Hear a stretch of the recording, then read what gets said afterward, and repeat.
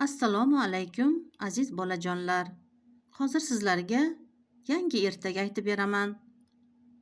Qadim o'tgan zamonda bir boy bo'lgan ekan.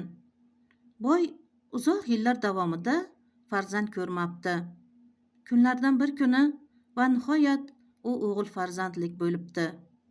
U xursandchiligidan farzandi sharafiga dabdabali bazmu jamshid uyushtiribdi. Bazmga esa faqat kazo-kazolarni, boylarni taklif qilibdi. Bazmda o'tirar ekan, boyning ko'zi bir chetda o'tirgan, juldir kiyingan bir keksa cholga tushibdi. Boy unga qovog'ini solibdi. Chunki boy uni taklif etmagan ekan. Shunda u qariya sekin boyning yoniga kelibdi-yu, debdi: "Hoy boy, nega muncha xursand bo'lasan? Axir farzanding atigi 7 yilgina yashaydi xolos. Agar qo'lingdan kelsa, uni olib qol", debdi-yu, ko'zdan g'oyib bo'libdi. Buni faqat boy ko'ribdi, boshqa hech kim ko'rmabdi.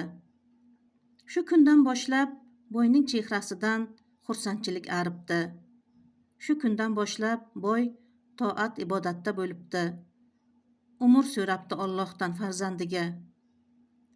Bir kuni ibodatdan keyin uxlab qolibdi. Shunda tushida bir kishi kelib: "Ey boy, agar farzandingni o'lishini xohlamasang, bir masjid qurdir-da, farzandingni unga xizmatkor qilib qo'y", debdi-yu, ketibdi. Boy o'sha kundan boshlab masjid qurdirishga tushibdi. Masjid ham 7 yil deganda qurib tugatilibdi.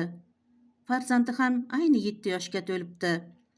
Shunda boy farzandiga: "O'g'lim, masjidga boring-da, masjidga kelganlarni qo'liga suv quyib turing", deb buyuribdi. "Xo'p bo'ladi dadajon", debdi-yu, bola masjidga kelgan odamlarning qo'liga suv quya boshlabdi. Namoz o'qigani kelgan odamlar rosa uni duo qilishibdi. "Ko'p yasha, umring uzoq bo'lsin, boshing toshdan bo'lsin", deb alqashibdi. Ko'pni duosi ijobat bo'libdi-yu, bola o'lmabdi. Umri uzoq bo'libdi, ko'p yashabdi.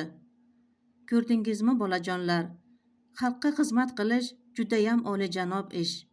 Ko'pning duosi ijobat bo'lsa, insonni har qanday balo-qazolardan asraydi. Sog' bo'ling va meni tinglashda davom eting.